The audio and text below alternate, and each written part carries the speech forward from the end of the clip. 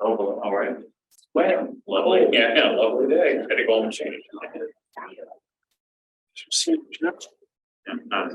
Got my son at dinner to drive across the tunnels. We sat outside. Yeah. I was at softball, so yeah, similar results. You shop at the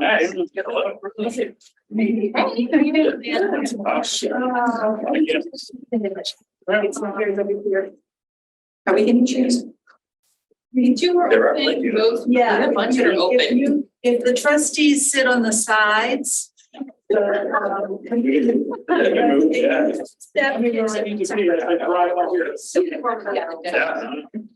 All right, so yeah, we get these five. Yeah, we get these five. There he is. So. Yeah. You're welcome. You good run the other day? I did. Yes, I did. Was that Sunday or was that? Casey, you're on. Thank you. You know, it's good. It's already run there. Yeah, I have a half. I did.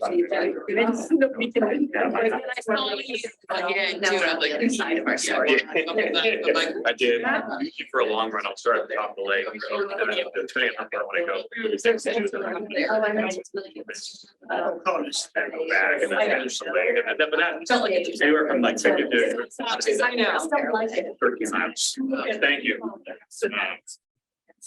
Yeah, so I just stood behind that. Great. We're take that. It's the runner. So it's for benefits, all like first responders. I just heard about it. It's kind of like an interesting way to spot them to see starting to see them run away.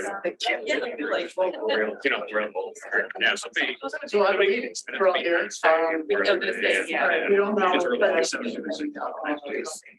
Susan should be coming. You guys actually sitting in order. She wanted it back. Oh, great. We'll give her another minute. Casey, Annie, Heidi, Molly. That's right, Buzzy. Buzzy, you were last. I'm sorry. You're the big finale, Paul. Say you were the last.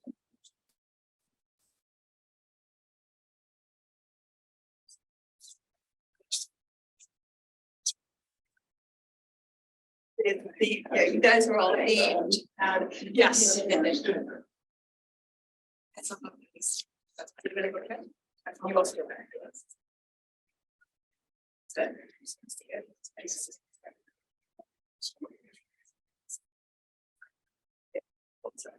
Okay, let's get going. I got 7:05 on the big board.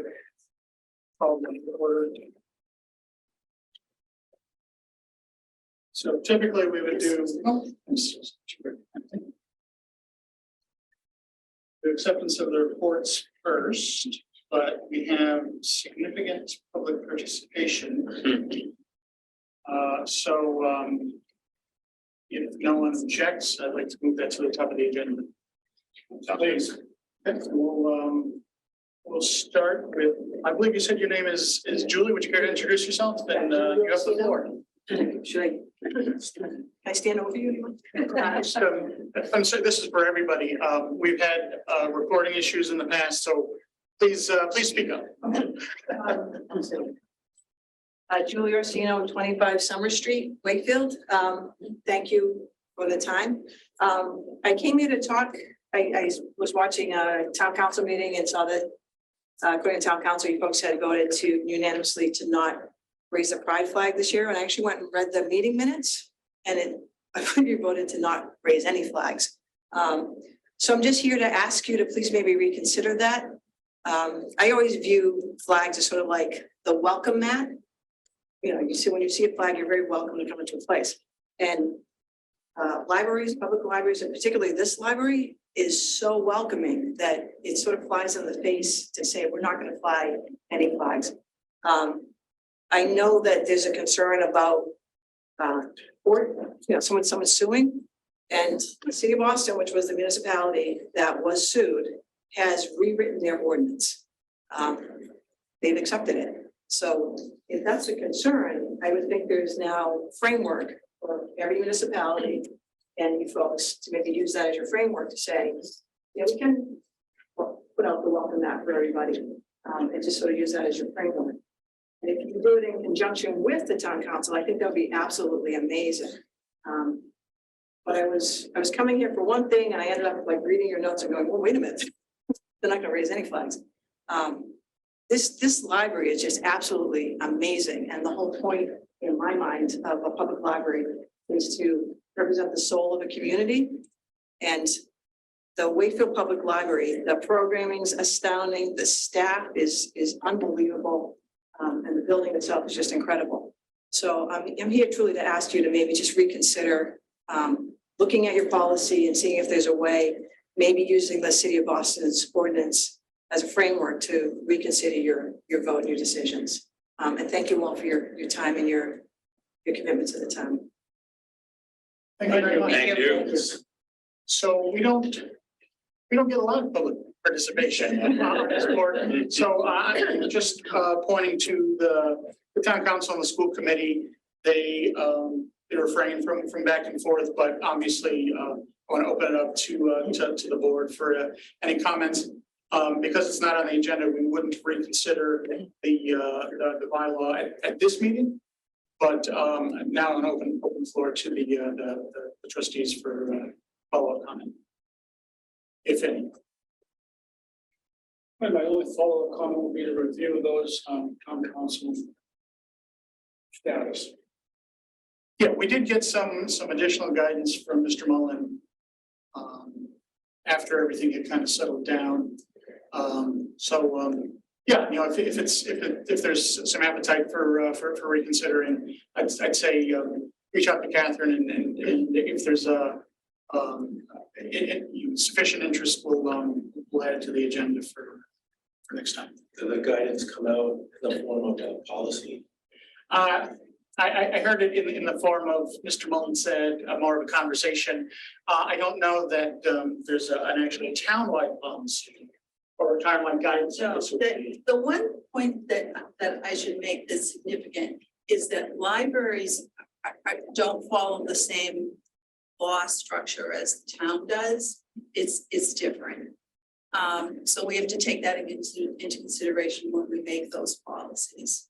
If you want to get in touch with me, I can, we could have a more in-depth conversation about how policies work and what we're working toward when we construct a policy. So we could talk about that. And I'm open to anybody who's watching or listening. Anyone can call me anytime. But at your convenience, get in touch with me and we can meet, or even just talk on the phone. And I just wanted to say, I think it was a great thing to be part of last year, and when we did do the flag ceremonies, and I wasn't here for the discussion in September about the flag policy, but I'd be interested in revisiting the conversation or maybe hearing directly from Mr. Mullins on because I don't know all the laws in particular, how it goes to make the policy. I did miss a lot of that discussion in September.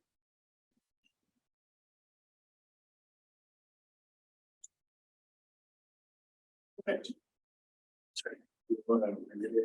Some discussion. We can. I can recap. We did raise the pride flag and the Juneteenth flag last year as part of a request from town council that emanated from I don't know if it was a change in policy or if it was an enforcement of an existing policy regarding what flags can fly on flagpole at the Americal Civic Center at the same time as the American flag. Because of that, there was short time, and the only other unoccupied flagpole in town was here at the library. I will add for color that the flagpole is not the easiest to use. We discovered as using it. I saw Great personal risk. trying to get that flag up the pole. Yeah. But I think we welcomed the opportunity at the time to raise both those flags, given the direction and the circumstances in that place and time. Certainly, and there was, I should add, there was never any question about the causes associated with the flags. That was never the issue, and wasn't the issue going forward, wasn't the driving issue for what we resolved in September. It just seemed at the time, and we did vote unanimously, the cleanest approach was to limit the flag to the US flag and the state of Massachusetts flag and call it a day. It seemed the most even-handed approach at the time. I'd add it still is an even-handed approach. Whether or not it's the right approach is worth I'd leave it to each of the Yeah, trustees. I think what happened is, for the city of, when the city of Boston had that court case, what they found is that the cities and towns have government speech. And the library doesn't have library speech. We don't have, we don't speak on behalf of the town. And the town doesn't necessarily speak on behalf of us, but if the town's gonna have their speech and say their thing, it needs to be on their pole, not necessarily on the library pole, because it represents the whole town, not just one department. And because we're not governmental, but we're library, the way that works is that you have to be open to everybody exactly the same way. So that means anyone can say, I want to fly my flag. And by law, you have to fly it because you allowed it for someone else. So you can't pick and choose. You have to take all comers. And it's symbolism, and symbolism often you can't own that narrative. Someone else does. So those were some of the reasons behind. And I think there's one other thing that we talked about as a group, when we discussed this, and that the library is all inclusive to everybody. No matter, it doesn't matter if who agrees and doesn't, it's inclusive. And we show, and our staff, the staff, which is fantastic, shows it inside the walls and not necessarily outside. That's making a different kind of statement that would be difficult to, I think, on the in-depth discussions we've had then and since then. I feel so satisfied that they do their very, very best to include everything, everyone, everything inside. And I feel like that's our goal, and I'm comfortable with that personally and as a trustee.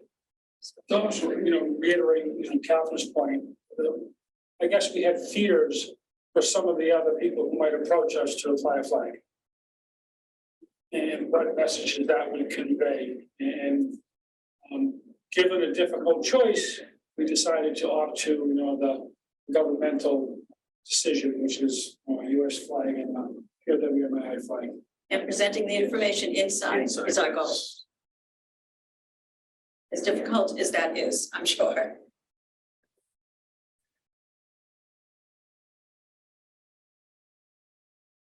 I have more to say, but I don't know if we're allowed to. We're supposed to be debating this right now. So we can't debate whether or not we should change policy, as I understand it, because it's not on the agenda. But if you have some comments on the issue, I think we'd love to hear. Yeah, I just want to reiterate what Catherine said. I think it's a very important thing to remember is that putting aside all of our personal beliefs and we all want the library to be there. The library fundamentally functions differently than a town government. Town government is elected to make policy and to say things about, what we believe to be the right things and the wrong things. The library is here to share knowledge and be part of it. And we don't have, like Catherine said, the legal protection of political speech the same way that town government does. So I think that is a fun, we talk about first the town taking a stand and town council being able to say and do things that are political, and we don't have the same protections to do the same things. So if we do and say things that are political or could be perceived as political, we have to be the same for everybody because it's just about that sharing knowledge, which is unfortunate. And I think not unfortunate. I mean, it is the way it is, but it puts us in an unfortunate situation where we all have to vote to not fly flags that at least I personally very much believe in the causes that they're flying for. But that was the sort of legal nuance that at least informed my vote. Am I allowed to rebut any of this or continue to comment or not? So if we're following the rules of the school committee and town council, it would be no, but I don't know that we actually have anything written down. It's like 3 minutes. Yeah. Certainly, go ahead. Because I'm a problem solver. So what you've talked about is you do it within the walls. So a solution is because the challenge I'm having is on the one hand, you talk about we're following the town council, on the other hand, you say we're not. So I'm a little challenged with that, and I absolutely will reach out to you to understand better. But if you're having within the walls a programming or celebration of, say, we're in AAPI right now. I don't see, and again, I'm just trying to problem solve. From what you've said, it would make sense then that you put some sort of flag or something outside indicating to the outside world, we are having this programming, we are celebrating this month. We have this flag letting everybody on the outside know what's going on the inside. And it would be like a national, they're a national recognized, AAPI, Jewish history, women's history, where the concern of that it's going to be someone who's, of a certain really, I'm going to assume most of us here don't follow limited. They only want rights for certain people coming to you and say, I want you to fly the flag. They're a political group, and flying pride flag is not political. Flying disability is not political. So it'll be interesting to hear more because I'm hearing folks make arguments at both sides. It's complicated, so we'll talk. Right, but being able to show on the outside what you're doing on the inside, maybe that's a workaround. Thank you. Should we add this to discussion or to the agenda for June? We, at a minimum, we I should, will if yeah, I will. and we should probably refresh the guidance from Mr. Mullen.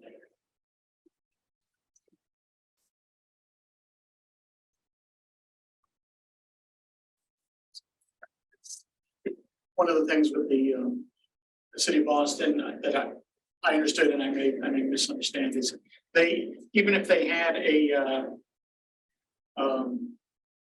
right to say no, at some point they advocated it by never exercising their right to say no, to the point where when they finally did, it was like the first time in 600 or something requests that they did. Okay. Anyway, that's my last comment on that. We'll see what Mr. Mullen has to say. We'll connect with Julie as appropriate. Any other comments? Thank you very much. Yeah, and you're welcome to stay for the rest of the meeting. Yeah, okay. This is the good part, for sure. Okay, so not public participation, but not really. We have our youth librarians and associates here to talk about what's going on for the summer. Is that correct? That is correct. So hi, everyone. I think I've met all of you at some point. I am Casey Chuico. I am the head of youth services. And yeah, we're back again to give you an idea of what we're doing for summer reading this year. I think kind of the biggest change is like a slight semantics one, where in the past, it's always been referred to and called the summer reading program. But what we do is so much more than just the reading portion. Because we have, tons and tons of programming, which we'll get into, and we also do, we'll also get into the Where's Buzzy. For those of you who have kids in town, you probably are aware of Buzzy already, but Heidi will fill you all in if you don't. And so we're switching from calling it the summer reading program to summer at the library. So it's just, and it also is nice because it's also inclusive of what the rest of the library does in the summer too. Any programs that, reference, adult programs the reference is putting on, it all can kind of fall under that same category. I have the rest of the staff here with me. So on the end, I have Annie. She is one of our full-time librarians. She's going to talk in a minute about the kind of what we're calling the collectibles portion, which she will explain. And then next to her is Molly McDougall. She's going to talk a little bit about, give you kind of an idea of some of the programs that we have coming up this summer. Heidi Zybeck does our Where's Buzzy, so she's in charge of the very popular scavenger hunt through town in the summer. And on my other side, I have Holly Turner, who's going to talk a little bit about how we hook up with the schools and the book lists and everything. So we're going to start with Annie. All right. Hi, everyone. My name is Annie Hawkeiser. I'm one of your children's librarians here. And I have a couple items I'm going to just pass around. Feel free to just peruse and take a look at these. So what I'm passing around right now is our brochure. And this just sort of explains the summer reading program. So this is a real crash course on this. Casey mentioned the collectibles that we're doing this year. So this year, ages 0 through 18, when you come to the library, you will first receive a raffle ticket to get entered into our summer raffle for some excellent prizes.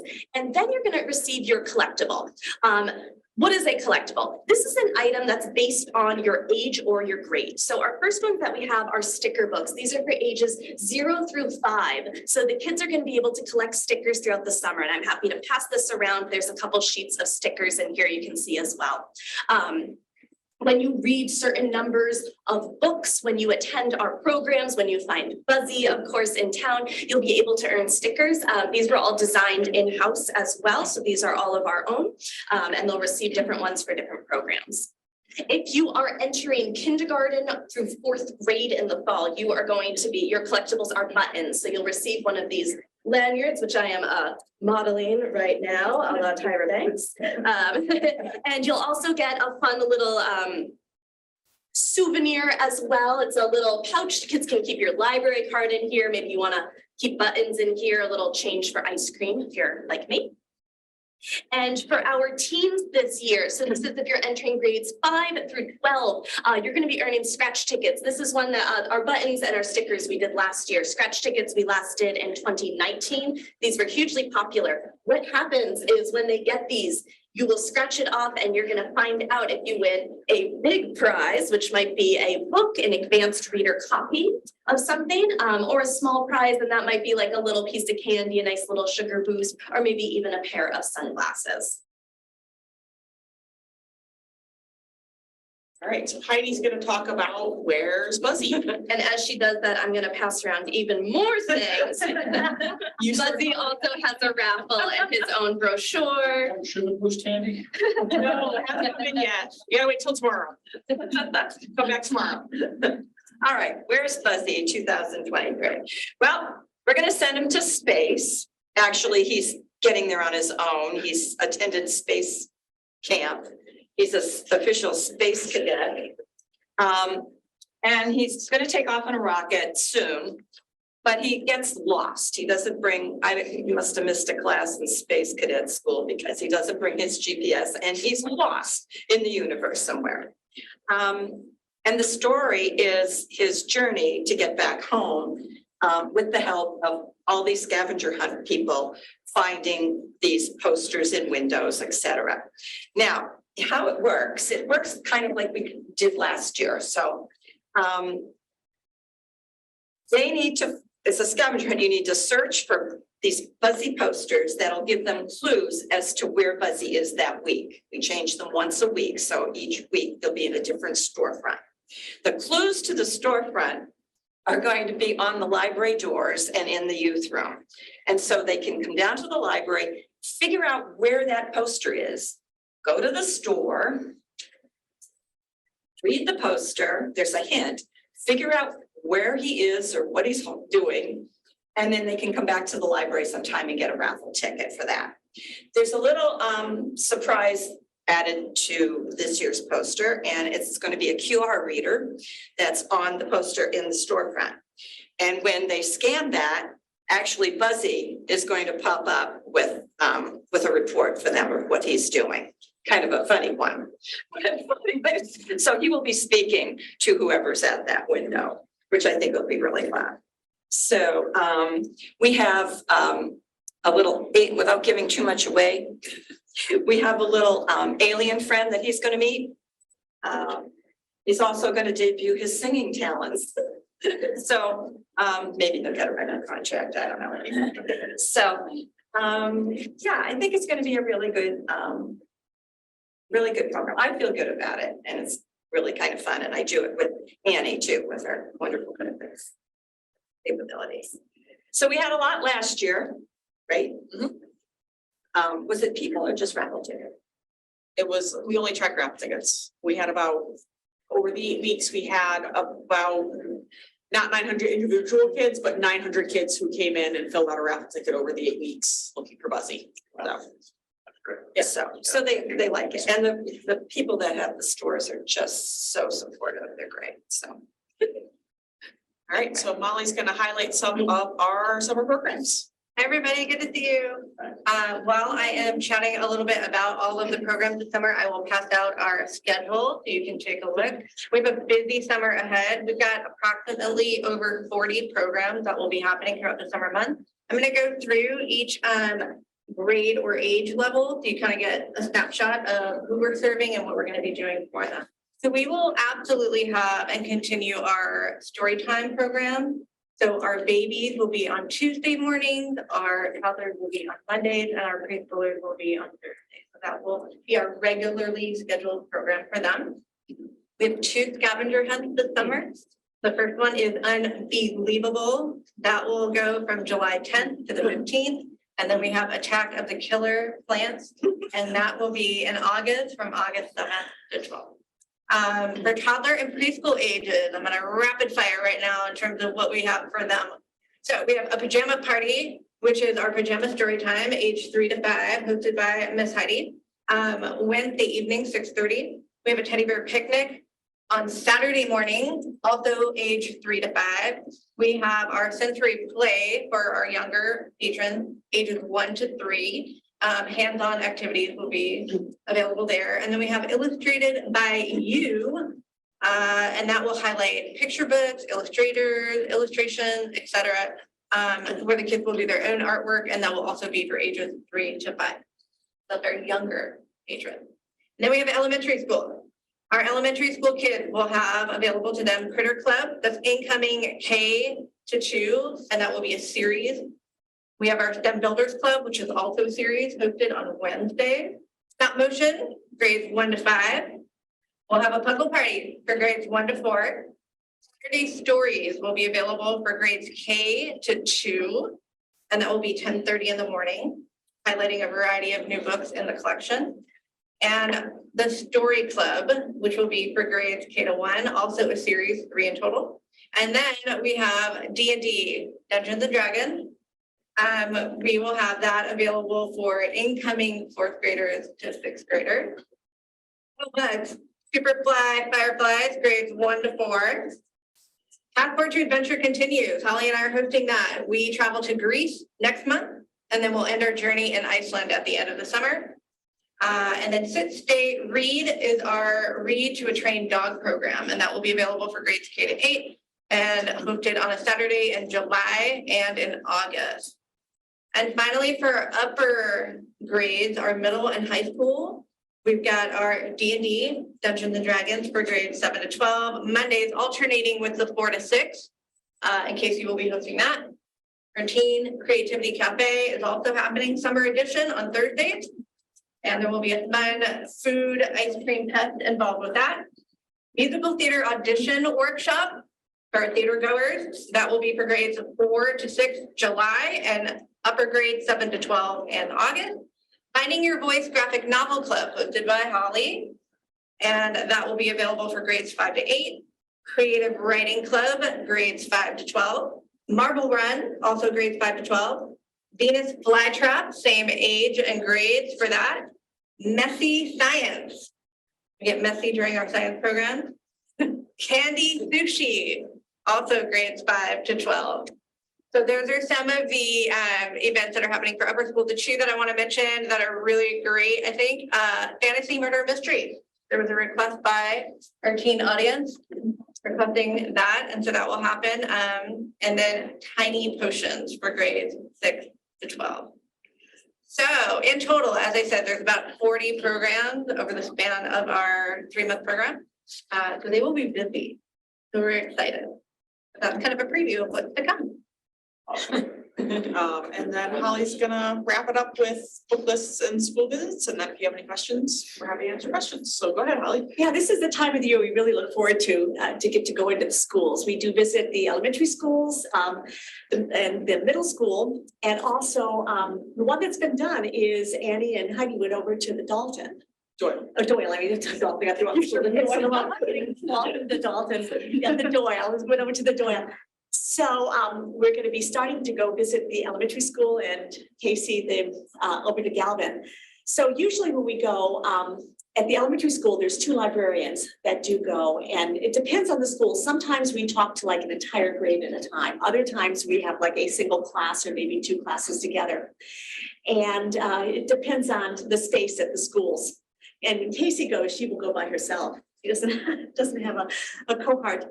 But what we do is we will be talking also about Summer at the Library and about our theme, which is Finding Your Voice. And which is great because it's kind of flexible. It's kind of that we can talk about it in different ways with the elementary kids as well as with the older kids when we have them. And we will explain to them how the reading program is going to work, how you sign up, what to expect when you go. And we also will talk about the book lists. So each of us have a grade that we've been doing. Molly has 1st grade. I have 2nd grade. Heidi's 3rd, Annie's 4th, and I do Casey's 5th through 12th. Yes, all right. Yes. The big books. So we do spend, we have lists that we've made. We take a look at the books that we had chosen from the year before.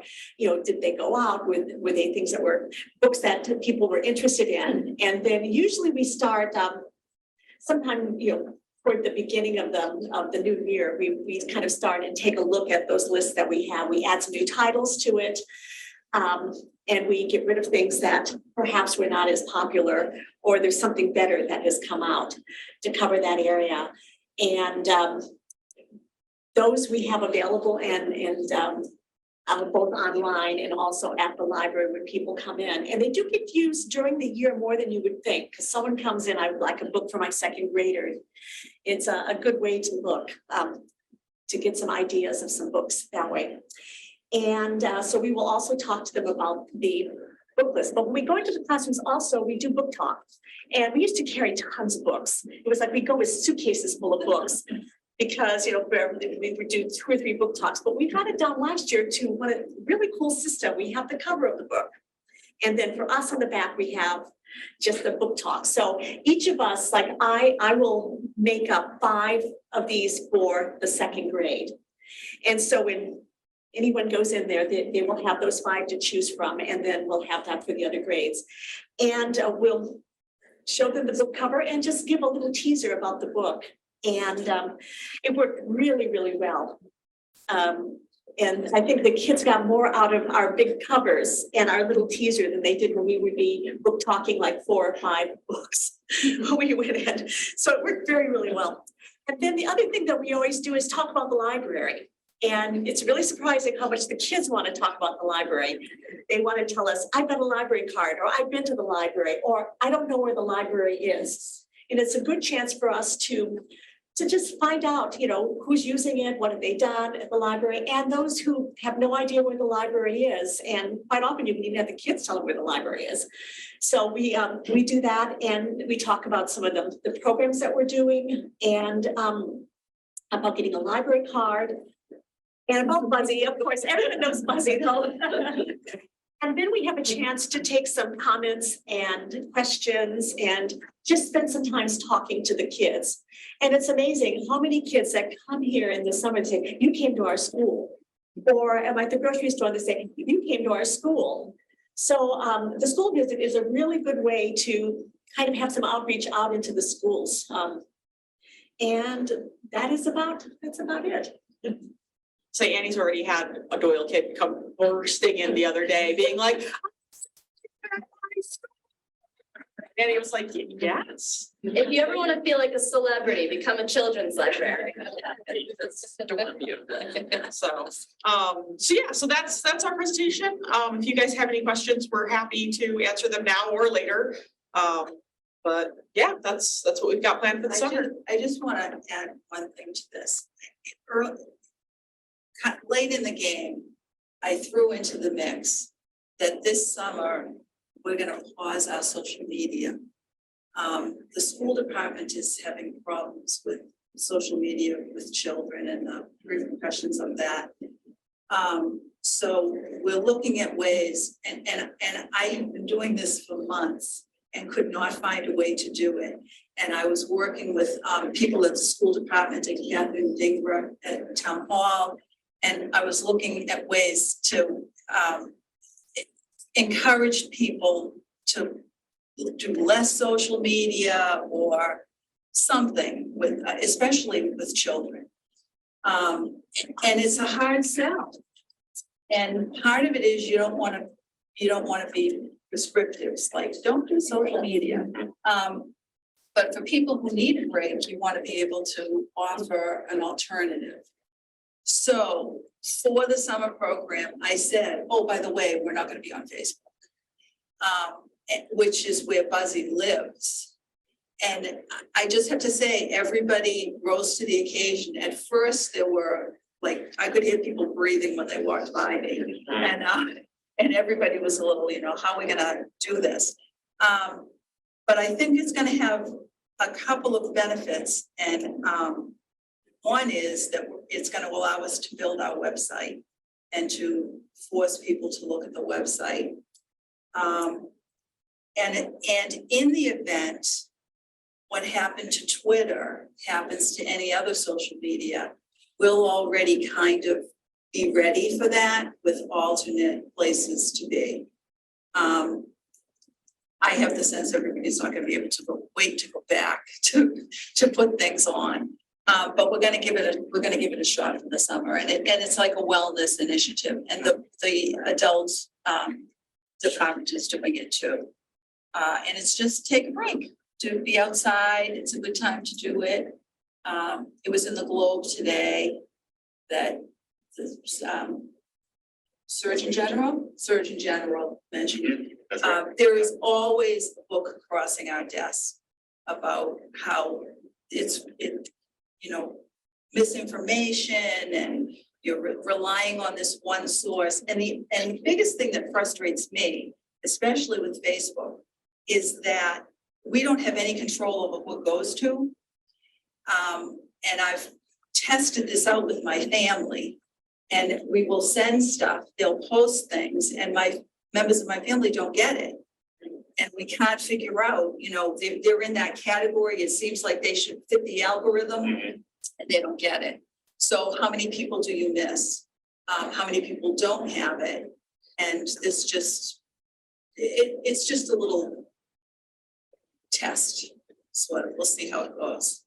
So, but I really am very grateful that everyone has risen to the challenge. And Heidi right away kind of blinked and and her whole Buzzy thing really relies on that. And she just blinked and kind of was looking up and then said, you know what I'm going to do? And it was just, because that's what children's librarians do. they come up with another idea. The other thing I'll mention about this year is, I don't know if you've noticed over the years, but we're using more and more of our own skill set. You know, the art and the music and the role-playing games, writing and performing and all of that is within their skill sets. And rather than hiring outside people, you know, we've got people inside who are doing that. So when those kids see you in the street and they're saying, you know, oh, I know you, or there's a real connection there, because you weren't just the person who hosted the magician, which is great, and you want to do that. But our librarians are also showing that they're interested in things, and you can do that too. Great. I think the QR code is a great idea. Having been that person who's like on Facebook with my kids, showing them Buzzy, and then they want to like scroll through other stuff, so I do appreciate that. And I just also want to say I appreciate that there are some programs that are on the weekends this summer. I feel like last summer there were not, and I sometimes am still a working parent during summer. My kids have to go basically full time to camp. It's like breaking my neck trying to get here for the 3:30 programs because they are all so wonderful, and I want my kids to participate. So I just appreciate the little bit of variety that I did see quickly on the schedule. Yeah, we're trying to incorporate more Saturday program in general. So it sounds like an overwhelming amount of excellent programming and activities. And the outreach to the schools is terrific. And I have a daughter she's in 6th grade now. And she remembers every year that a librarian came in to visit. It's always the first thing it's the only thing she can remember that happened at school that day. What happened at school? I don't know, unless the librarian shows up. So this is all terrific. And I did see in the staff report, the social media pause. What else are we doing to make sure that all of this isn't just happening in an empty room?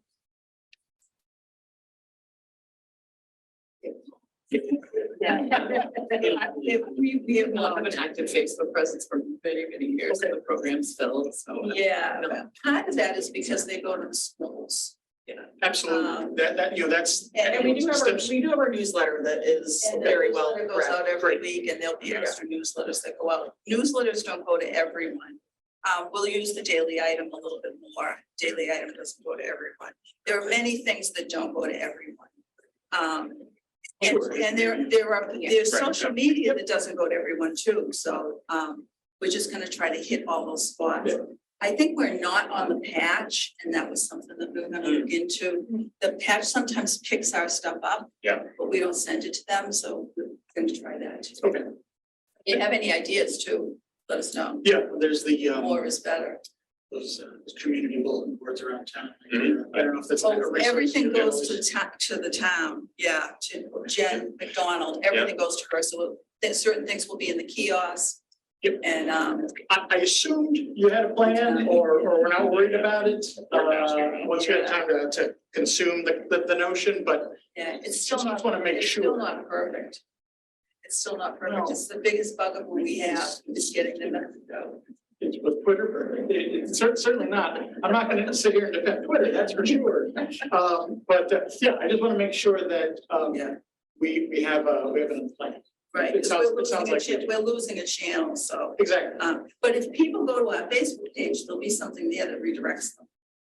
It's not just gonna be a dead page, it's still there. And I love the idea about using it to continue the momentum with the new website.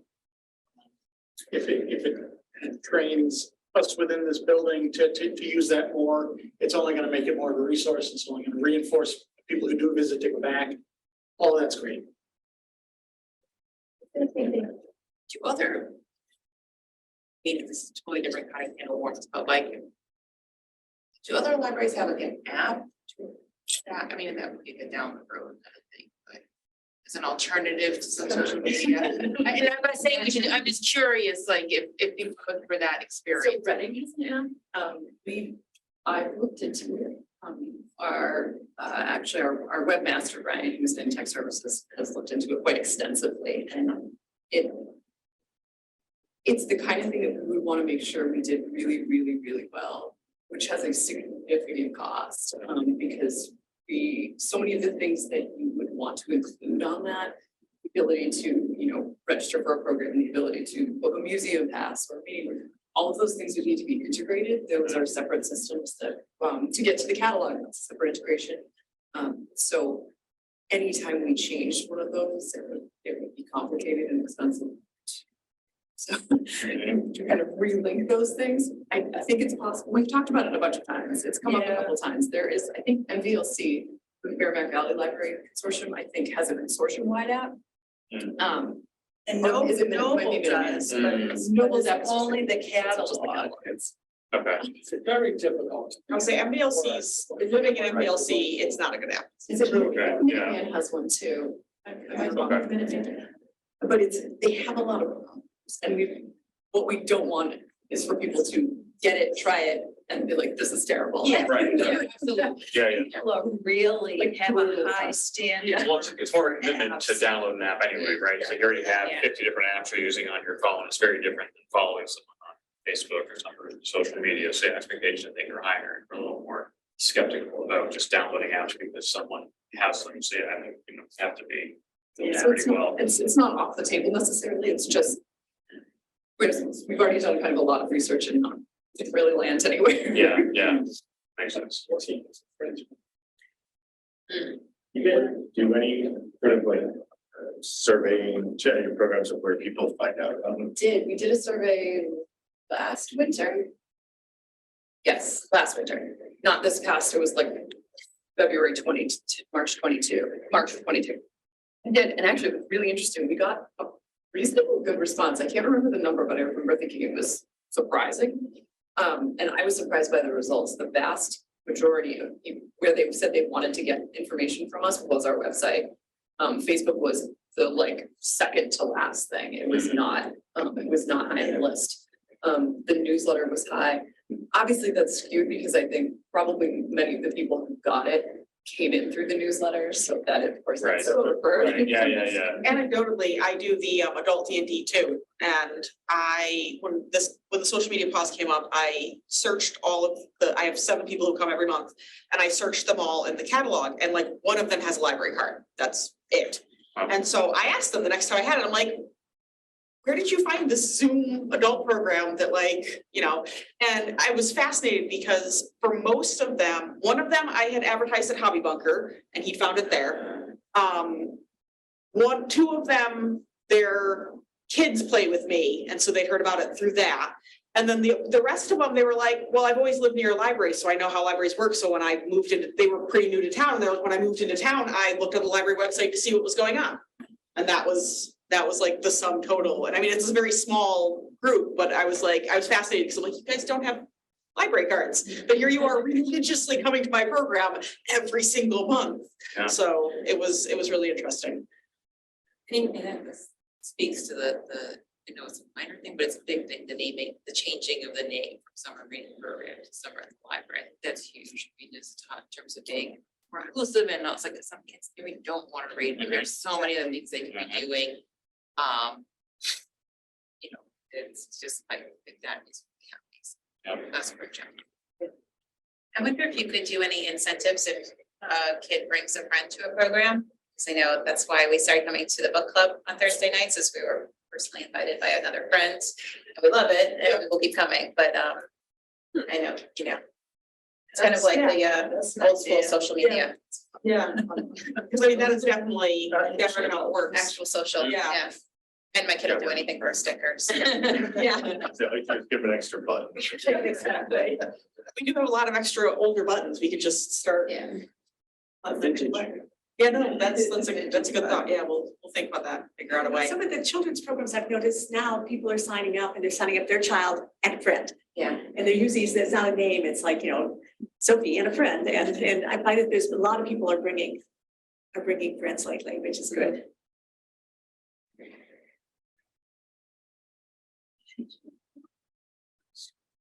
No, it's fabulous. No, it's Thank you not so very much. It's my favorite meeting of the year. Yeah. Absolutely. Absolutely fabulous. Thank you. all. Good luck. Yeah. We can see them at the end A of lot the of summer. work. They go out and do all those. Labor This sounds great. Thank you. Thank you. Thank you. Everybody.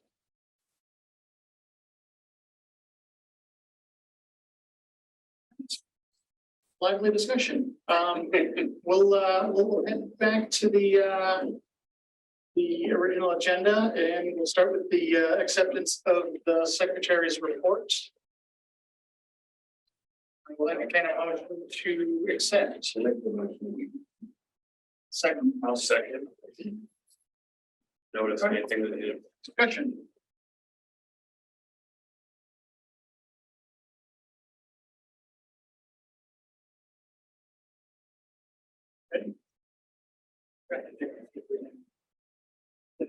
Okay, very good. Okay. So if there's no discussion, if we're all here, do we still need to do a roll call vote? No.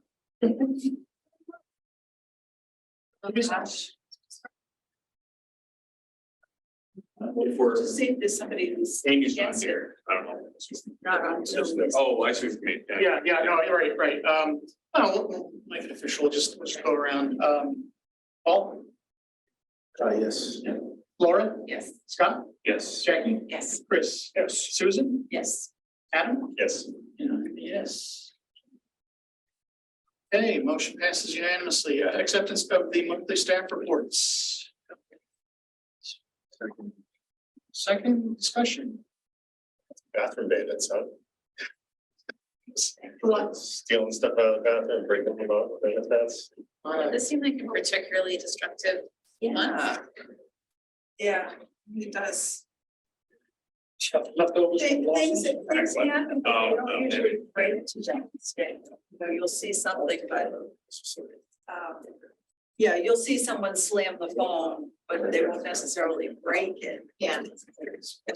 Yeah. Thermostat, was it a smart thermostat? Did it have some intrinsic value? I have no idea. No, that's what I thought, like, is there an earth metal in it or something, what do we call those things? It's like lined with gold or copper or something Yeah, like no, that. I have no idea what. I'd say there's, kids have been able to remove things that need special tools plenty of times before. Yeah. I see you were the vice president now of of Noble, is that, do I have the terminology right? Yeah, the executive board. So everybody belongs to Noble, and then there's 7 people who will be on the executive board. And you meet more often, and you do business as a smaller group, and then you make decisions and bring that to the larger group. So, yeah, I've been there long enough that my turn is up. So within a year, I would be president, yeah. Congratulations. Yeah, it's very exciting. Yeah, it's nice. So have to celebrate this. Yeah, when I'm done, we'll celebrate. When the term is done. It's that holdover thing. You get it, Two best days. you get a year to figure out how to do it, and then. Yeah, and they're getting a new director at the same time. Ron is retiring after 35 years. Yeah, Yeah, so that access building one. It's really good. It went really well, and the woman accepting the position is perfect for the job. And she's known to everybody at home in his work. So it's really good. Sales is a smaller network, is that right? I think it's, yeah, but they have more public schools. They have public school libraries as well.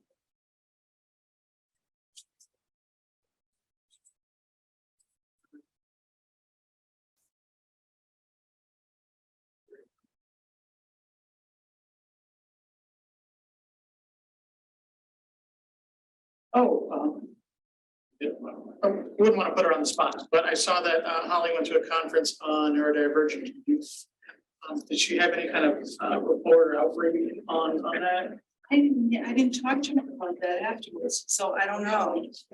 Maybe just something she did, yeah. She often doesn't. She often just goes on her own, yeah. but I haven't talked to her about it. I imagine it was interesting. Is that something that's held annually? I was thinking, if she thought it was worth it, would it be worth sending someone else next year or something? I'd have to ask her about it, yeah.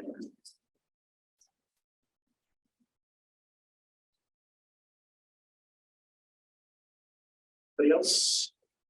I just want to mention Megan Hinton was such a huge help in Blossoms, and I know she mentioned in here the vast number of library staff who helped with Blossoms before, during, and I assume somewhat after.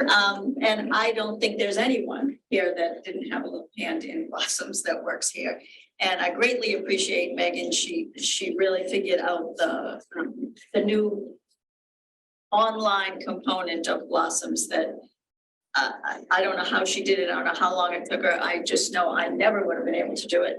Barely understood hers, but her explanations, but it seemed to be very, very helpful with that. And as always, Blossoms, I just want to reiterate that everyone on the Blossoms committee thanks and appreciates what the library staff goes through during those times, like planning a very quick wedding. So they all need their vacation. Maybe some got it, maybe some don't, but their efforts were very appreciated. And that's, as always, they go unnoticed. People, unsung heroes of things that really work, just like we see for the library kids program. Blossoms is another one of those things. And I just want to add my thanks to all the people she mentioned and the entire staff. So.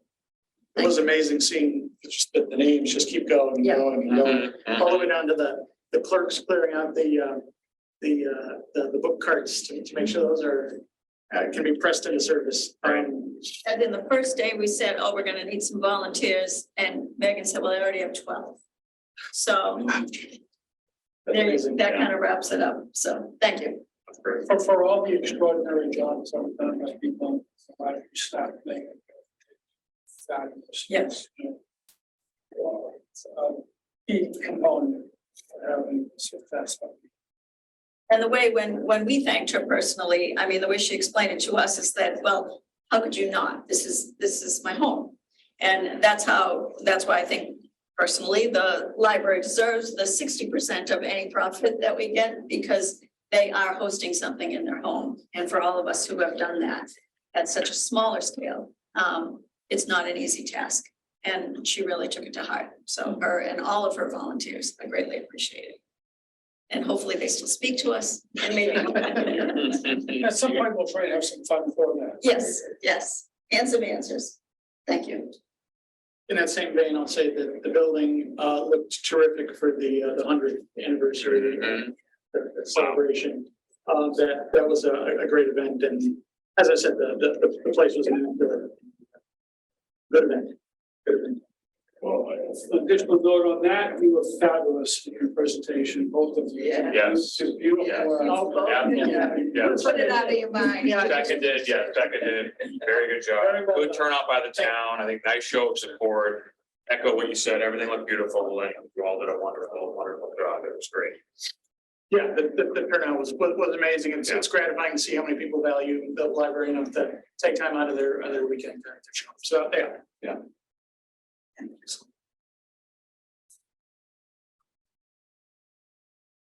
there are no other comments, we'll do a vote on the motion to accept the staff reports. Paul? Yes. Laura? Yes. Scott? Yes. Jackie? Yes. Chris? Yes. Susan? Yes. Adam? Yes. Yes, it passes unanimously. Right, we went through public participation. Some very nice correspondence this month. Yeah, what this. Yeah. Both the note directly from the patron, and there's a couple of notes that came secondhand through some librarians. Is that right? Yes, emails from. Yeah. The Daily Item had a nice editorial. And I included this that Laura had seen. We looked into it, and our space doesn't really work well for our space, but I did get an estimate, and they did the measurements and everything, so if we did want it, it would be an easy order at this point. But the youth room has declined it for right now.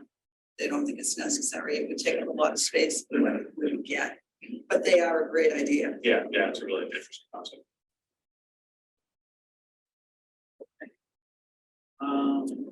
Many reports, budget.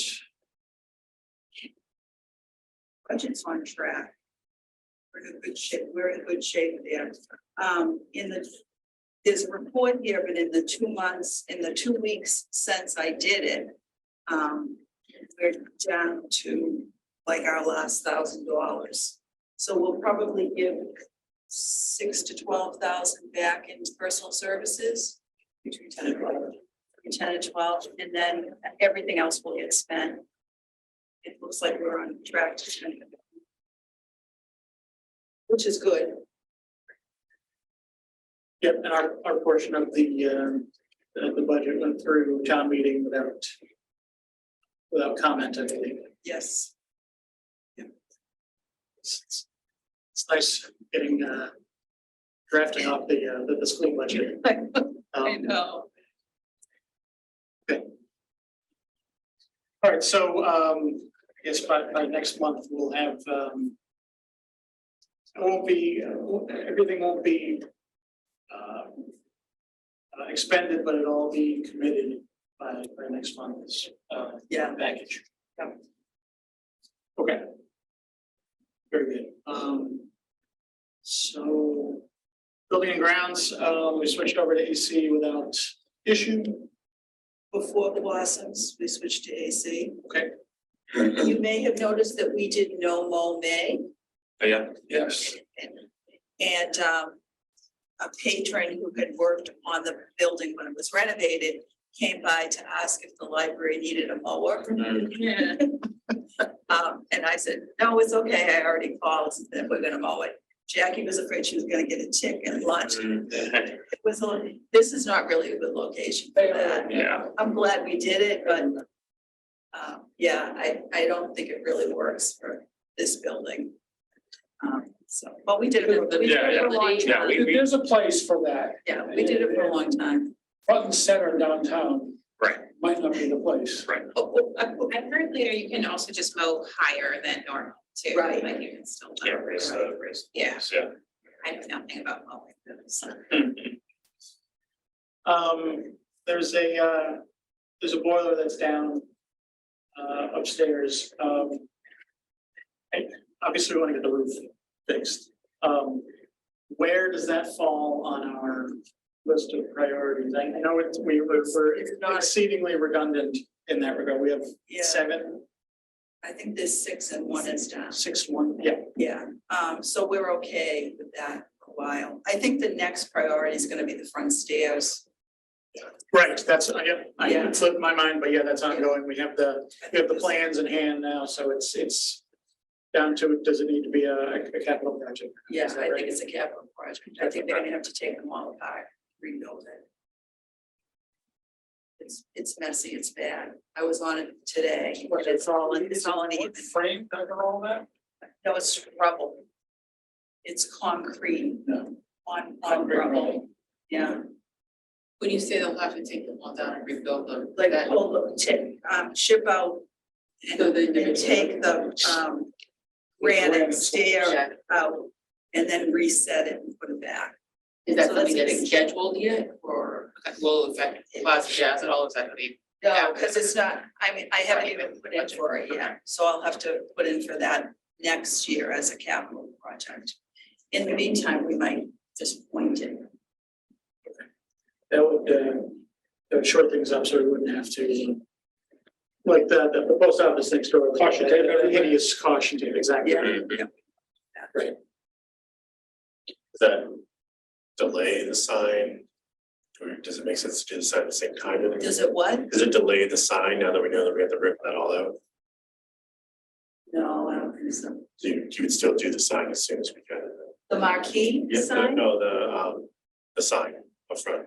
Yeah. And, you know, on that note, I had been harassing Mr. Sardella weekly. And I realized what was going on. And I don't know if you were aware, but his daughter passed away. Yeah, I just With saw brief that. illness, and I felt, not that it's about me, I felt bad that I had been harassing him, almost weekly to get out, and then I saw what he was preoccupied with. And so I have left him alone and haven't. Yeah. It's not a rush.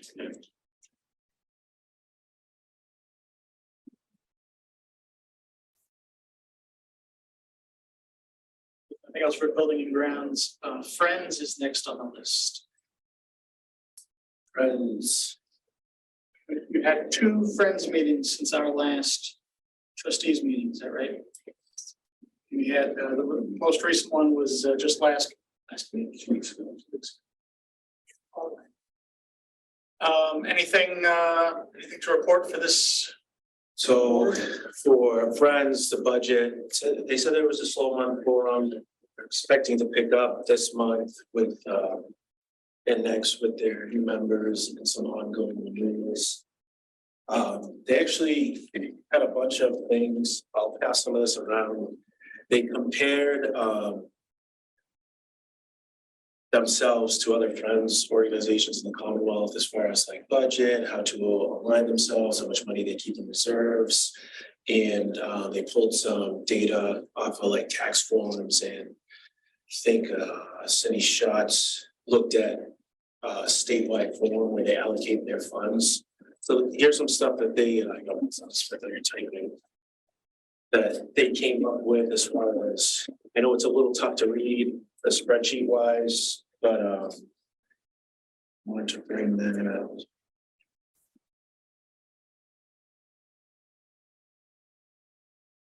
Have a particular takeaway from how they compare to others. So this got handed out at the meeting, right? I don't think it went out before, so No, it was that meeting. yeah, so it didn't go out, so they were just like, I think Keith LaGrave's like, was it Keith that did it?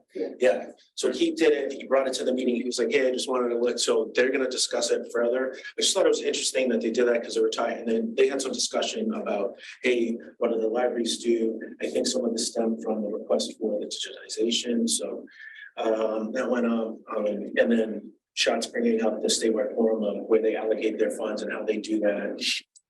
They also discussed looking for their future storage location for the book sale, as you guys all know. I know that they got volunteers for the week. I believe before the meeting, they had that thing in the car. I was out of town, but it's relevant. And then they have some board positions open, so VP, assistant treasurer, and then Twitter, social media manager. I think they have somebody for Instagram.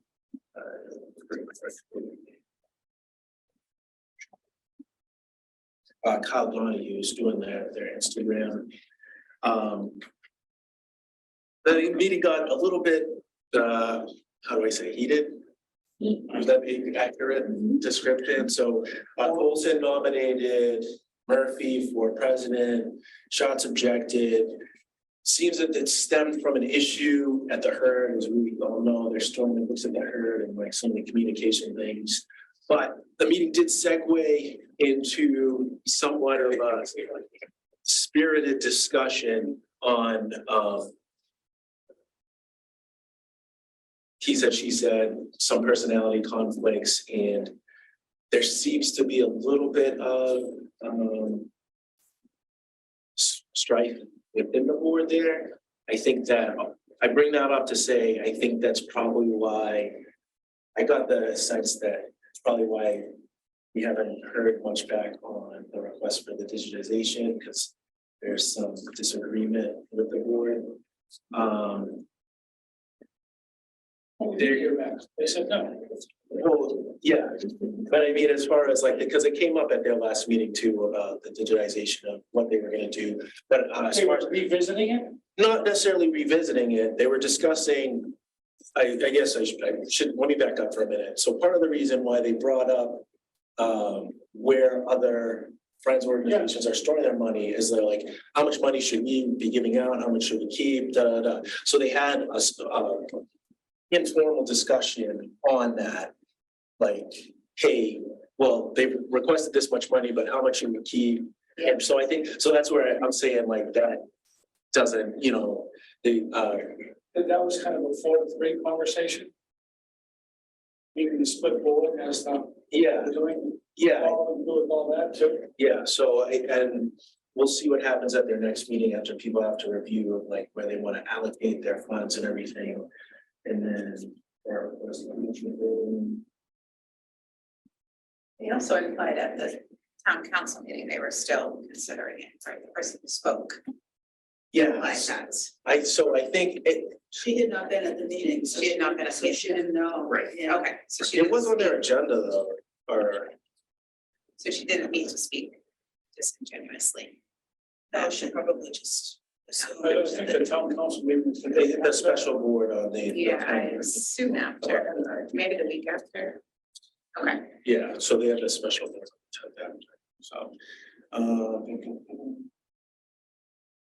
so, and then.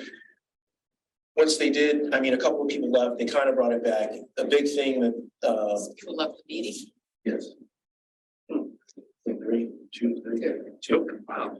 Left to never return. Or- Yeah, Well, at a different temperature than mine. so Bolton brought it back and I forget, there. No, I can't.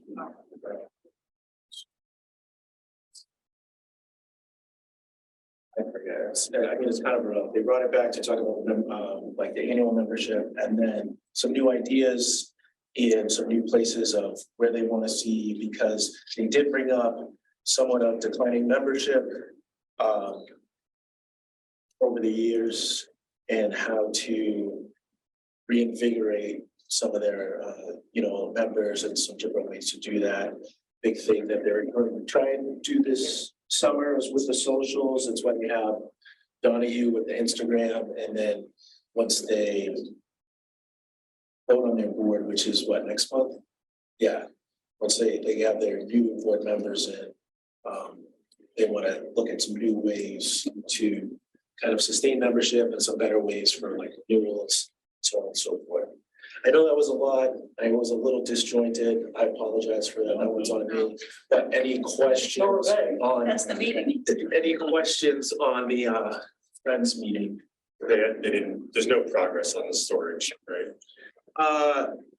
No, they have been looking into options with some local stuff. They were talking about some kind of portable storage, but there were some offline conversations, so it wasn't really like an agenda item. Correct me if I'm wrong, Jenny. Yeah. So they kind of had some offline and they're like, hey, well, I'm looking at this. And so I believe they're going to reconvene on that. But the one thing about the storage that is notable is that I believe either in Schatz or Murphy stated something about they're in no rush to kick them out of the herd school. The town's plan. So that did come up, but there is no timeline. It's not like, so they're kind of indefinitely there, but they know they have to leave. So the president's that there now Murphy. is not gonna be president, or someone else gonna be president? She's gonna be She's not. stepping down, yeah. Okay, so they're looking for a new, President, new Was anyone VP. nominated? Yeah, Who's the current secretary? so I think it's gonna be really good. And she was the one state failure. To do. Focus the proper direction. Conversation of state support. It's citizen. So Karen, I think is gonna run for president unopposed. This is interesting. And Andrea, is that her last name? Is because she did a vice president. He's relatively new, and that leaves them short. A director, a secretary, and an assistant treasurer. Yeah, it's two directors. Yeah. So. So, and the sale is coming out. Yes. And they always bounce back a little bit in membership, so they're requiring being under, participating in the same.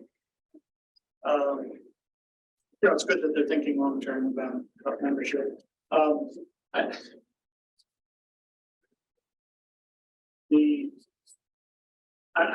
glad they're still thinking about what comes after the herd. It's good that they have some breathing room on that. I'm concerned that when the town decides to come for the herd, it's gonna come forward all at once. Well, I got one alibi.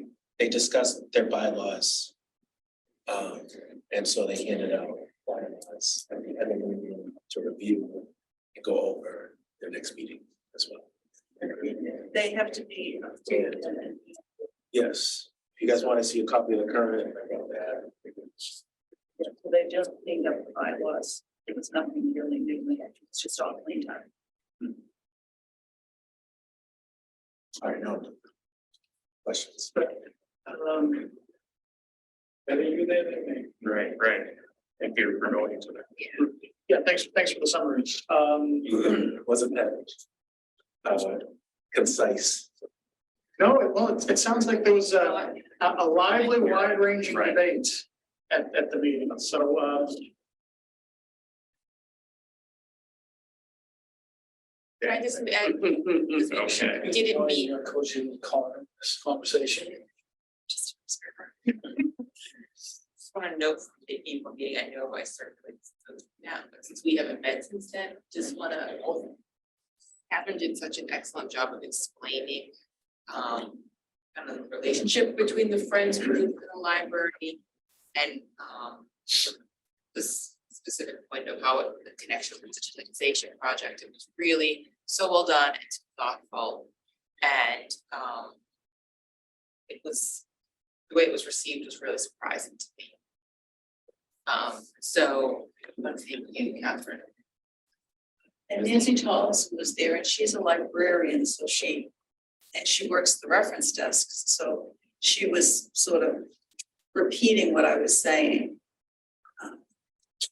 But anyway, She was a longtime friend too, right? Yeah. Nancy, Oh, for yeah. decades. oh yeah, she did the floats and, oh yeah, she did everything. By volunteers. She's very supportive. and Jackie, you were at both meetings, Catherine, you were at the April meeting, and the May meeting. Yes.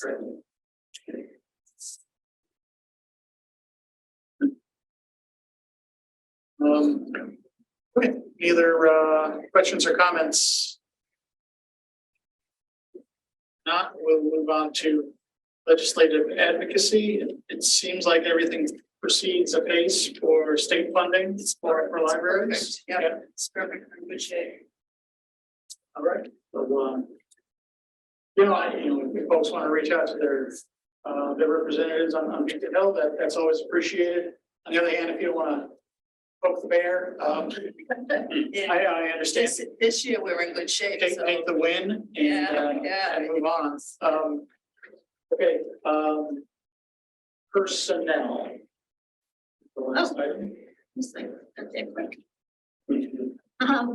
Okay, so that's up the personnel subcommittee meeting of myself, Chris Barrett, Scott, and Amy have met twice. Now, first I have to ask a procedural thing. We have 2 minutes from the 2 meetings. Yeah. So, I don't know if you do that. It has to be, they have to be, accepted. So is And only voted by the committee, by the subcommittee. I mean, I submitted one of them, so I'm gonna say. So it's just the committee members, it's just the committee members who would vote on those minutes. Right, right. To approve them, and then after you also We can share. decide if you want to release it from what is it, executive session. Yeah, release them because they're not secret anymore. If your work is done and not secret. So does he do that, or am I supposed to take a vote? He does it, right? He's the, what's it? I can call for the, I'll entertain a motion to accept. It was the same thing. Yeah, The minutes from the two personnel subcommittee meetings held on May 11th and May 18th of this year. I will second. so So moved and then And second. I'll second. Okay, very good. Perfect. Discussion. yeah, discussion among. Does anyone So, else have, can everyone read This it? is just or no? the committee. Yes, everyone. They're pretty It's high the, level, we'll talk They're about it. pretty, Yeah, pretty it's the- specific. it's the committee who votes on it. It's not open until. So this is a motion to release these to the board. So you first you approve them and then you make a motion to release them from executives. So if there's no discussion, we vote, correct? Right. So hearing no discussion, we'll take a vote of the subcommittee members to accept the minutes. Susan, Yes, Chris? Yes. Scott? Yes. Motion passes unanimously to release subcommittee minutes. That was to approve them. Now you do it to Yes. release them. Approve them. And now we're gonna release them Now, to trustees. now we release to the trustees. And to everyone. and to public record. Okay, so Make a motion. Do I make a, Release I'll second. personal minutes to the trustees and Second. all right, discussion, no. Susan, Yes, Chris? Yes. Scott? Yes. Now they are released by unanimous vote of the subcommittee. Is there, we are going to make a presentation, and I want to just clear this. This is an open meeting, but it's specific, and that's fine. Okay. So, I'm just going to read it because I didn't want to, it was a very complicated and interesting and efficient process, I think, that we went through. But you have to bear with us that this was the first time that this has, I have been involved in this, although I have been involved in the personnel committee from the start of my tenure. But this is the first time that we've done this. So hopefully we did a great job, and I think we did. So as many of you know, the position of director of this library is one of a small group of town employees who have negotiated contracts. Catherine is the only library employee in this category.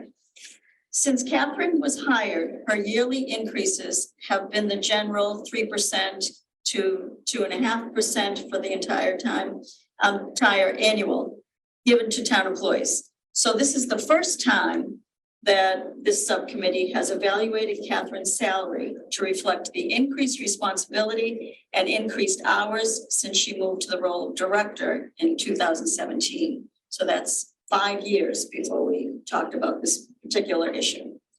and the reason for that is because her 3-year contract renewed automatically per the terms of her first contract, is that correct? Well, Just didn't talk. we didn't talk about it. We voted it and we it was didn't not brought to- discuss it was money. not brought to light, the position Yeah, that the of director what- was in at that Of point what in we time. were, what we could do, what we are going to try to do, put it that way. Very good. That's, and there's a lot of numbers that you can ask as many questions, and we will try to all give you as many good answers, even correct ones, as we can. So that being said, after looking at all the materials, we are recommending an increase in Catherine's salary from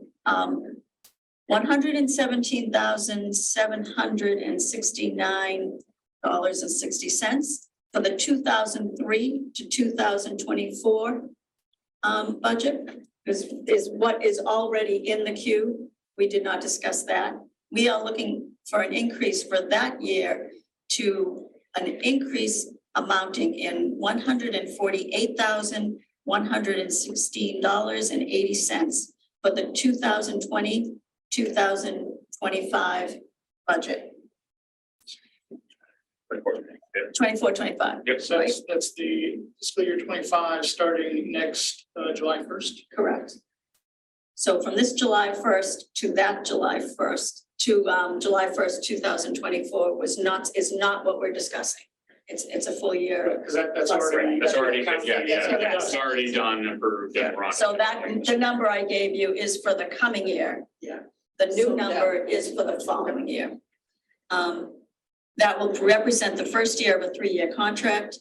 Subsequent years will be increased by the annual town employee percentage, which I'm assuming has been between 3% and 5%. Please correct me if that's wrong.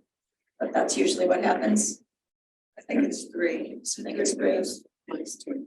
Yeah, it's between 2.5 and 3, but they try to keep everybody the same. Okay, right, it's that whatever that number is. Right, whatever's built in our. So I don't want to be basic. So we base this increase first by looking at the hourly range rate of $61.92, which would be the top tier of what they call an S16, which would be the level in that union that Catherine would have reached had she stayed an assistant director. We increased that by 15% to arrive at the number that we presented. So 148,116, tired of numbers. We looked and compared responsibilities and salaries from within the town employees in her category. And it is a small group. It's about 17 people, I believe, besides her, with a range of 90,000 to 214,000. So we really had to kind of look in of the responsibilities, keeping in mind that Catherine has the responsibility for the entire building, the entire staff here and whatnot. So we can kind of compare that. We also compared ranges of salaries between director and an assistant director of other Boston area libraries. That being said, there has to be a range. We want to be fair. We want to keep excellent people. And I don't think anyone in the trustees will disagree that we have an excellent team at the head of this library. And we want to be able to maintain that, and we want to be able to maintain the future and stay current with the next level down the road of keeping that kind of high level personnel at the head. So we think it's fair and a justified increase. So I will open to questions, and I would ask my friends here to help me with any answers, because there's a lot of papers we looked through. Thanks for that summary. You mentioned 17-ish folks. What sorts of roles were those similar to here in town? Well, there's not that many, but we'll show you who is, there's a small number of people who are negotiated contracts. And I mean, I didn't. Oh, okay, so this is other folks who have negotiated contracts. Negotiated The contracts, town, and not all of them are in charge of right, facilities, multiple staff members, but there are some who are. Like, It's a range of at the different bottom would be levels, like the town treasurer, who's a part-time person. No, And the top would be the town administrator. yeah. Absolutely. Not everyone who falls in that category is a similar to worth considering. And what I don't know One is of the ones we looked at was the director of the senior center, Yeah, that's great. which, has similar responsibilities, albeit, large school and staff and patrons. Yeah, absolutely. That makes sense. That's kind of what I was driving. Like those types of roles were. And she would currently be at a higher level than Catherine. So I mean, you have to look at the requirements of these jobs, what was required, what level of education, what experience. And we don't know all the specifics of all of those, but there are very few who run and are responsible for an entire building. Yeah. I don't know, I assume that somewhere the superintendent would be on, but that is a unique situation, just like we are, I suppose. Sure, that's almost, More the equivalent to other the town side. administrator. Right. Not, I don't know about a number, but Right. in responsibility. Sure, right, that's right, just the number of buildings, the number of employees, the okay, did we look at library directors in other towns? We did, but what we were more concerned with I felt that was really difficult, and correct me if I'm wrong, to compare that. I mean, Right, there's a range, Yeah. but we took guidance from a range which informed the 15%. So I think that that's where we tried to pull guidance from a couple of things. The 15% represented a range from, again, if you have a library in West Springfield versus a library in Wakefield, they're gonna be compensated differently. So we kind of accommodated for that. But 15 seemed to be the average based on what we found with the resources we had. So that was one area of context. Another area was certainly the town employee sheet. I think we viewed it as both sort of a market adjustment because Catherine hasn't had a real contract negotiation in a very long time. So there was that factor. And I think, so we're looking at it through two lenses. One was Catherine, the director, who takes such good care of the library, obviously with help from everybody here. But then also, how do we make sure that that role for whoever takes that place in the future also is getting a competitive seat at the table. Completely agree. You know, and that actual number wise is it's difficult to compare some of the other facilities that people are working in are responsible for.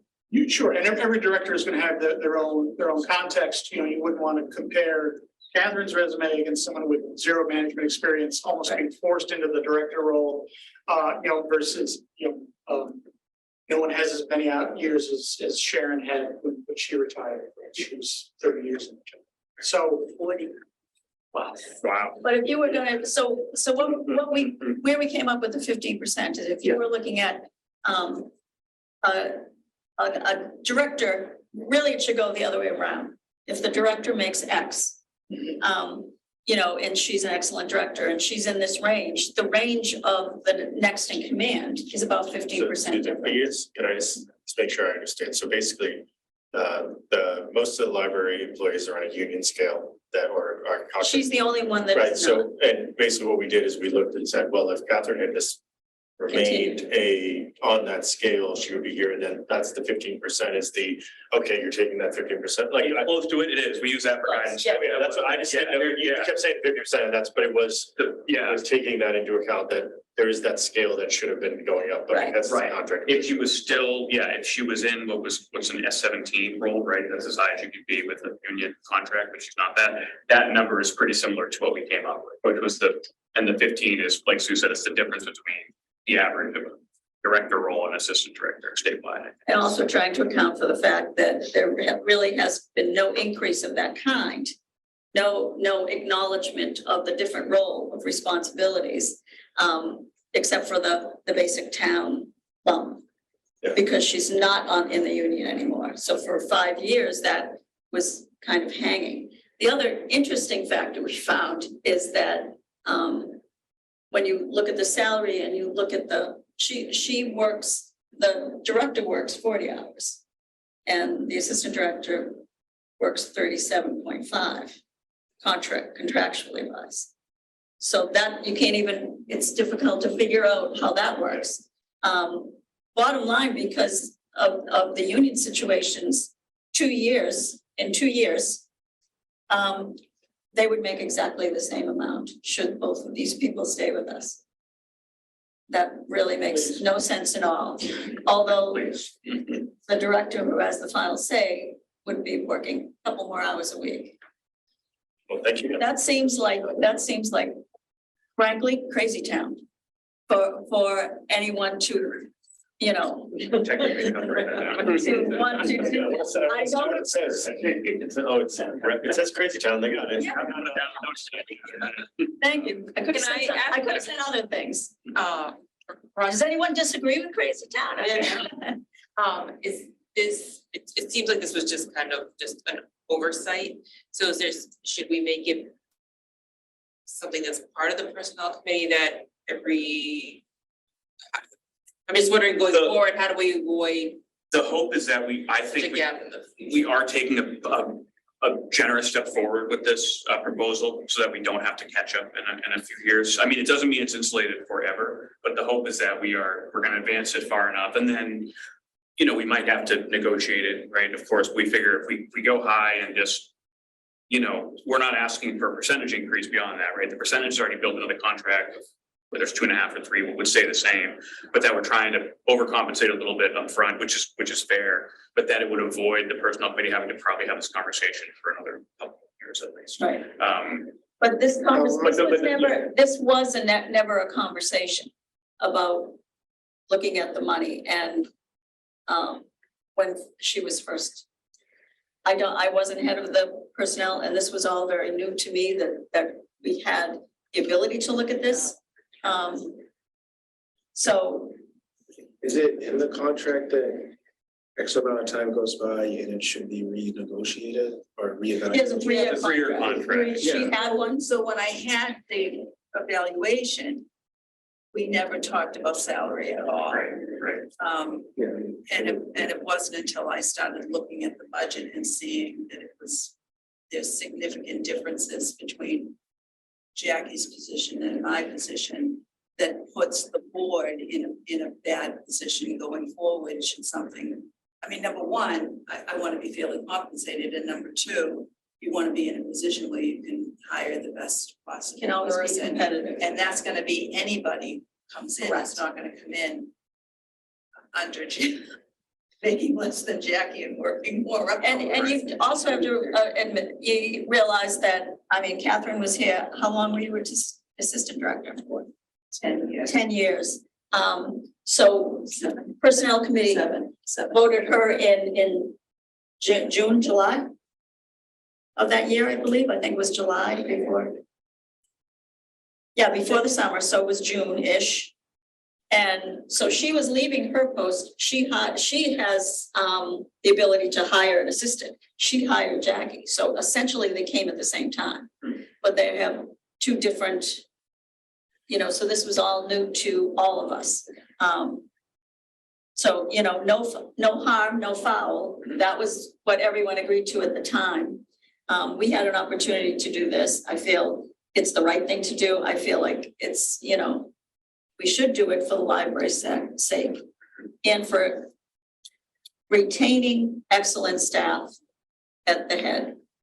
Because if for anyone who's been around, we have always had, in my 39 years of being a newcomer here in Wakefield, an excellent run library. And we want to, it's much more difficult now. It's not the same animal it was 35 years ago. So I think I have an interest in hoping that that's maintained. And, compensation is a big part of it. It's a big job. We don't want it. We want you guys to. So the other part of this is that it gives me a year to look at the budget and build it into the budget. Yeah. So if there was gonna be a problem, I would bring that back. Right. That's the other side. So we need to make sure we can put this in a budget, even if it's not the 3% or whatever vote we get from town hall that we like to fit it in under. We at least have a story to tell. Right, exactly. Okay, so one thing I will say is something I poked at before. I think that part of this is we shouldn't let ourselves off the hook by writing in these auto renew clauses again. I think at the end of every contract, forcing the body, whoever's on the subcommittee or whoever's a trustee at the time, to sit down and look at it will keep us out of this situation going forward. I don't know what the subcommittee thinks about it. Oh, I agree. Yeah. That's why I'm saying, but we're not looking at a significant increase every single year. We're looking for a bump for that first year. And the next 2 years be that town, and then it would be renegotiated, I assume.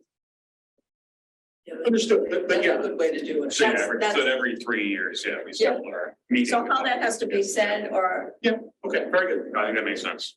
Okay. Existing contract. So Susan, as the chair of the subcommittee, what's our next step? to ask Catherine, what's the next step? I believe that you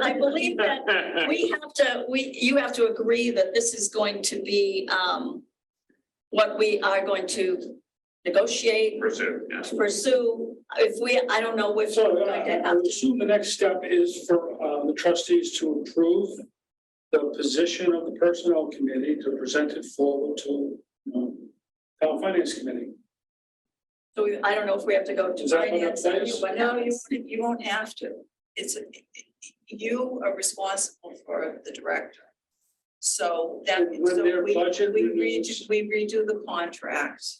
And so I can make edits to the contract and you can approve it at the next meeting. And that, so when Steve says at town meeting, this is 3%, you know, except contractual. The contractual obligations are not included. I always try to include them. I think a lot of town department heads try to include it in there, but the contractual obligations will be different. So the personnel committee's presented to the trustees, the new pay scale, salary structure for Right, the director, right. period. So this contract will be included in that language. Is what you're saying? Put any contract language in that you want now, so. No, If we're kind of wordsmithing it, so the trustees are voting to amend the director's current Yes. contract Yes, to reflect our findings in personnel. The finance committee weigh in is next year if we ask will be for it, September, right? because if it's. So, If it's well, not no, included. based on what Catherine said, the finance committee does not have. Well, yeah, so like, I guess my question is, next year, FY 25 is when this will take up. Beginning July of Yeah, twenty-four. but FY 25, is there gonna be an issue with our budget? You know, like going forward, or you can write that in to your budget? So. Like, do we have to ask? So this is part of the reason I did it now. So I'll construct this budget during the summer. I'll meet with Kevin and Steve, probably September and October. And if there are other, you know, this could turn out to be a good year because there are not other increases that happen. Or it could not be a good year because there are other increases that have to happen. And depending on the position that the town is in, we'll play it by ear. If this is the contract, if this is the number, this is the number, and this is what goes into the budget. If I present a budget and they want budget cuts, this would be also part of what we would consider for budget cuts. We can't cut anything from the other contracts in the building. You can let people go, you know, if push comes to shove, but in a normal year. I talk to the people who do the money, talk to the finance committee, and if they're okay with it, then we should be able to go with it. If they're not okay with it, I would bring it back to you and we would discuss it. So then as a board, we have to vote to advance that we agree that the number proposed is comfortable with everybody, and then it's in your hands at that point. Right. So the vote would be that we agree in principle on the salary. Trustees approve the findings of the personnel committee. To move forward to Forward with budget. So we're amending. salary amendment, That's or right. contract amendment to the director. So what Chris said earlier is what this helped me, so I don't know if it'll help. Okay, please. Someone make a motion to amend the director's compensation based on the recommendation of the personnel committee. So that would be, what we would be voting on now. Yes. Just for FY 24, I know I must have missed it. Are we doing anything for this coming year? No, we can't, No, but that's it's under the already out. last That's contract. Yeah, it's already, Yeah, right, that's already. yeah, yeah, I just want to make sure I have that. sure. Okay, wrap my head around. So we want to actually amend the contract with this one. Please. Amended the contract for the next contract span. When does the current contract end? Well, you feel that you can put a My date in. contract, Yes. 3 years from now. Wait, so So you would be making an amendment to the salary. And if you also wanted to make an amendment to say that it doesn't auto renew in 3 years, that would be an amendment too. I guess my confusion, and maybe I'm a little lost, are we talking about a new contract or are we talking about amending? The contract itself remains the same. Okay, We are amending the salary portion Right. of the contract. So That's right. July first starts year one of your 3-year contract? Like the July first it's coming up, or starts year one of your 3-year contract?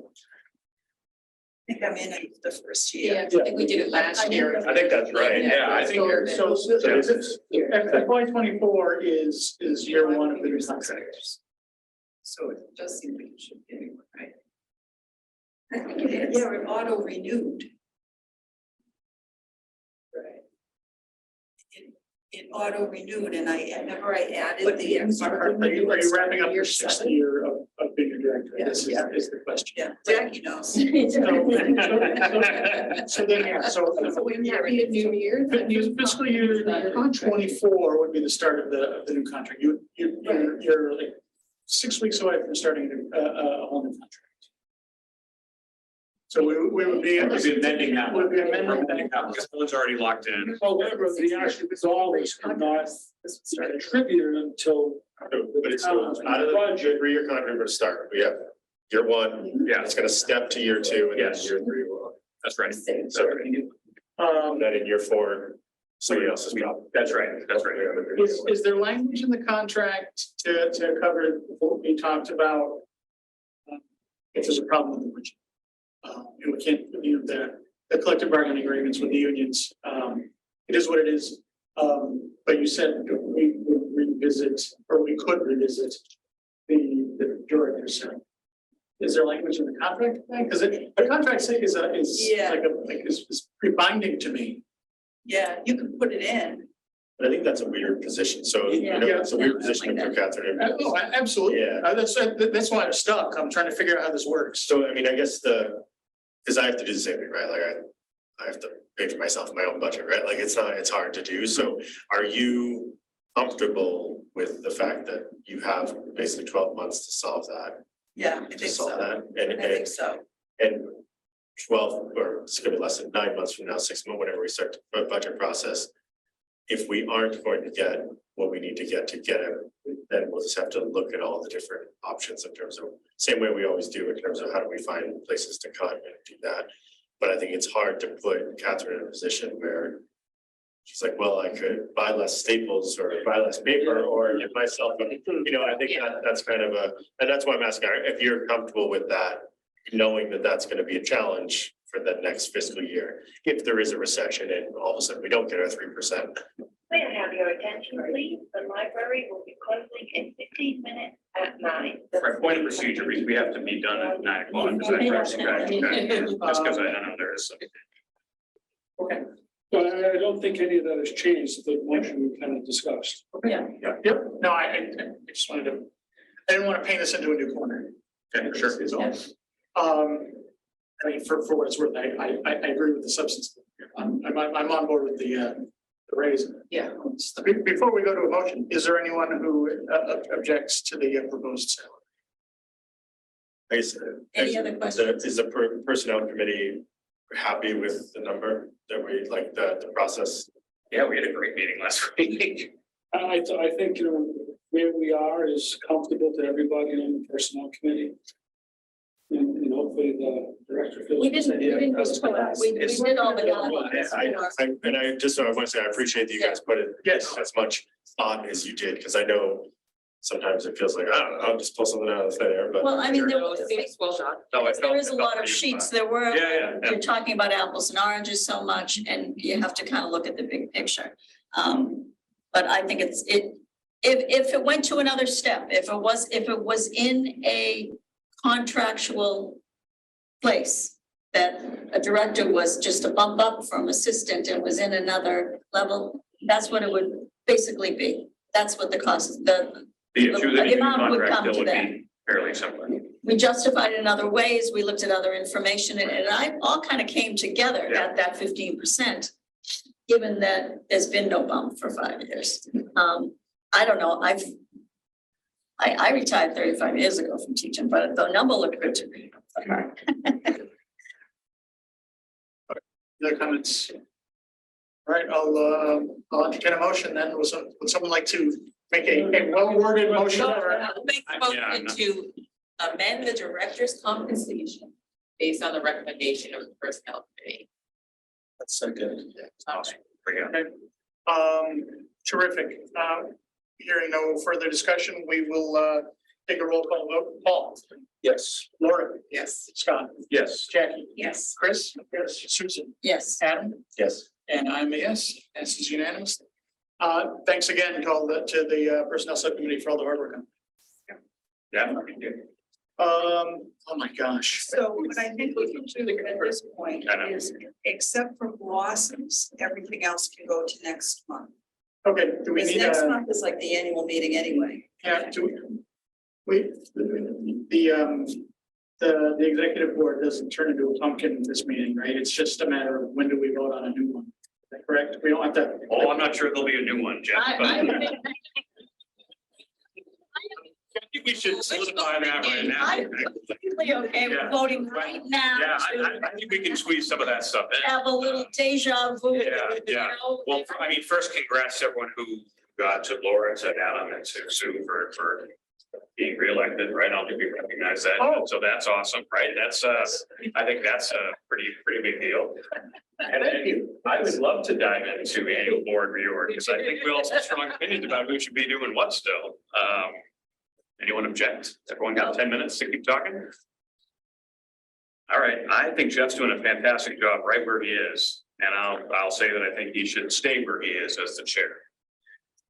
Yeah, how do you feel about that? Thank you very much. You know, if I'm being nominated, I'll accept the nomination. I'll nominate you. Okay, second. Easier to make a motion to take the slate as existing. Yeah, I think that's what we did last year. Okay. You okay being the secretary again?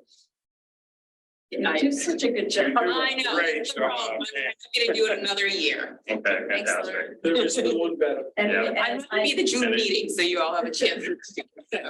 Well, and I'll nominate Amy. I know Yeah. she has an interest in vice president. and She does, yeah. Happy to put her there as well. Is there any discussion? Any other nominees? Hearing none, we'll do a vote. I need a motion. Did you do a motion already for the full slate? Yeah, accept the slate. So, Okay, as existing. Okay, so. I'll second. All right, very good. It's moved and seconded. We'll take a vote. Paul? Yes. Laura? Yes. Scott? Yes. Jackie? Yes. Chris? Yes. Susan? yes, with thanks to the people that are taking those roles. Yes. Adam? Yes. And I'm a yes, that passes unanimously. Okay. It's the board. So you want to look at the other stuff? I can just briefly tell you about blossoms if you want, or can we? Yeah, Do we have, do we leave it, will we leave the committees and all that the same as well? So we just, that vote was just for. Just for the Just for the executive executive. committee. Let's hear from Blossoms. We'll give everyone the month to think about whatever other boards you want to be on. We'll reorganize that next meeting. And I think the being scheduled on the holiday schedule. We can meet. Okay, we'll wrap up with Blossoms then. So Blossoms obviously was a hugely successful party. Always is, but this was an exceptional year. We had 371 guests that attended that evening at one time or another. That is the largest group that we've had. We heard, a lot of great things. We heard a few complaints.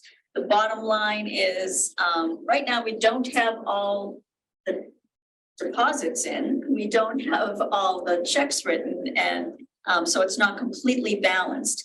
But the bottom line, the profit will be $50,000-ish. It may be a tad over, but some of the costs haven't come in yet. And some of the deposits are now direct deposits, and that seems like it should be quicker, but we've been waiting since, I think, March for one of them. So I don't have the exact number, so I can't give you exact. no sign of it. And the other one that's direct deposit, no sign of. Eastern. Yeah, so it's $1,500 that's floating in the queue. Apparently I've got some calls. But I also, I know the library did a quick, survey of how things were. I sent out to the committee today, the basic, figures and asked, you know, what's your peach, what's your pit? You know, what were the things that you thought were great and worked great and everything? And what are the things that you got complaints either from yourself or from other people, guests of what went wrong? So I'm gonna wait till we have a real recap of that. That committee will probably meet in June if we have everything finalized to look at all that. And I'll bring back that pros and cons in September if you're interested. A lot of positives, but I'm sure there's problems, so. As there always is. So if you have any questions, let me know, but it was a great event. It was really fun and whirlwind every single day of it, but it turned out really well. Hopefully the library still will speak to us. That's a side. My comment is aside from the library staff, Susan chairing that committee, bringing that forward and working all the angles and pulling everything together is extraordinary. Herding cats. Yep. Yes, herding cats is a very good description. Much more difficult than in past years, I must say. So I don't know if that's post-pandemic. Things have changed in things have changed. It's just different running a big event like that than it used to be, that's for sure. So we'll revisit, we'll pick it apart, but bottom line is good and everyone had a great party after 3 years. I can't say there wasn't anyone there not having a good time. And for the first time in the 11 years I've been going, nobody said, where's the food? There was always food. You may have not liked it or not, but there was always something there. So that's the first time that's ever happened, I have to say. So that's it for me. Thanks to Susan and Chris and Amy and anyone else on the board who was on the committee. I can't even think, because once blossom's over, it all goes away. And of course, to reiterate your point from earlier, thanks to the staff of the library who volunteered their time to make that event happen. Like it or not. And I will say that we rented 300 wine glasses because you really can't drink wine out of a plastic cup. And 3 of them went missing, 4 of them went missing that we have to pay for. So if you're in the library stacks, you happen to, pull out a wine glass, we own it now. So that's it.